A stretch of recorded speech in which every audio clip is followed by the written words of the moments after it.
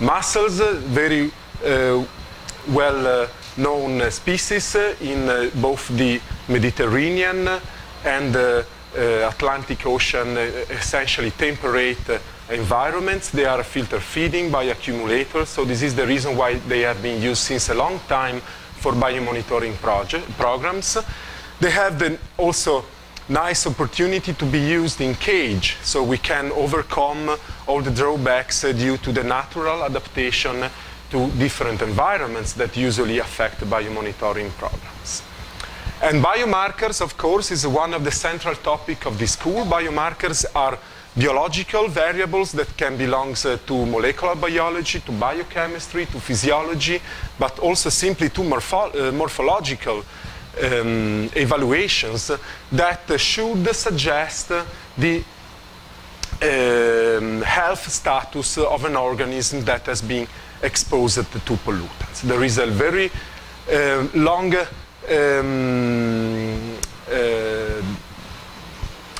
plethora of data available on biomarkers. It was one of the dominating topics of the 80s and of the 90s in environmental and marine science.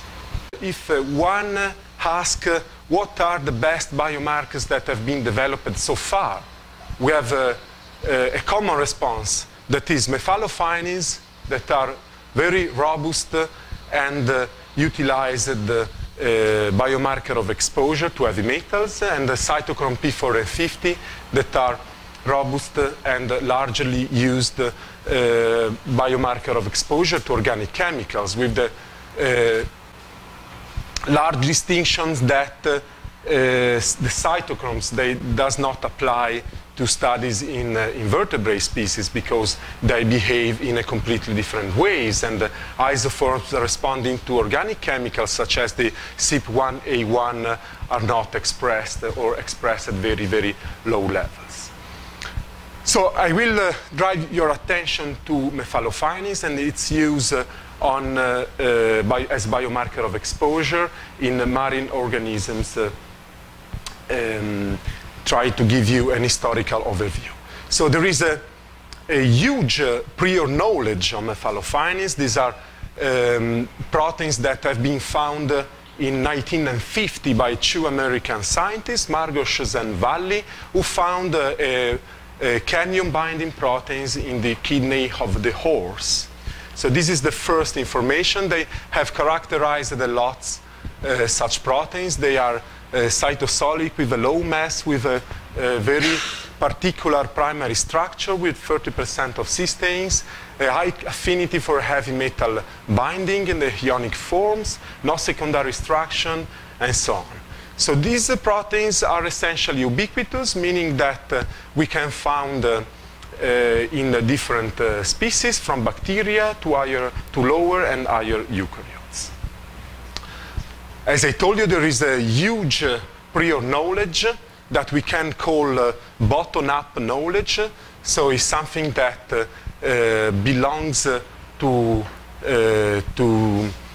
specific knowledge on metallothioneins. We know that there is a strong genetic basis for metallothionein gene inducibility. That means that there is a transcription factor, a protein that is called metal transcription factor 1 that is able to sense intracellular zinc concentration, change its conformational state, essentially due to phosphorylations, bind to a specific genetic element on the sequence upstream, the structural gene of metallothioneins, and all these conformational changes to the RNA and RNA polymerase II complex provide de novo gene expression of metallothioneins. So genetic inducibility is one of the most important features of metallothioneins to exploit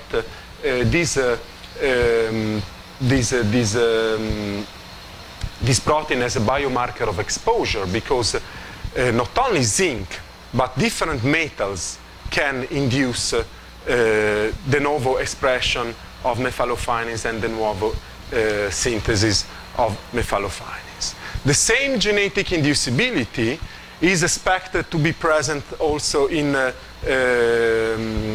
in Mytilus species. This is part of unpublished data, belongs to my PhD thesis, where we, along with the structural gene of Metallothioneins, we also had isolated and upstream promoter sequences that show a quite nice resemblances with the molecular structure of mammalian promoters, with specific metal-responsive elements, GATA factor responsive elements, and also shock factors responsive elements. So the molecular structure of muscle promoters resemble those of mammalians. We also know a lot about the stability of the proteins. So we know that according to the metal bound, and in the A panel, in the top panel, it is depicted the fate of copper bound to the protein when copper is provided to muscle in the water column, and then when the water is deprivated. So you see that there is a huge accumulation of copper. There is a parallel synthesis of copper metallothioneins, and when the water is deprivated, there is a sudden recovery of the system with the extraction of copper and the degradation of metallothionein. There is a completely different behavior when we look to cadmium metallothioneins, with you see a much higher stability of the protein when the water is deprivated by the toxicant. So all this information is extremely important to the use of metallothionein as biomarker of exposure.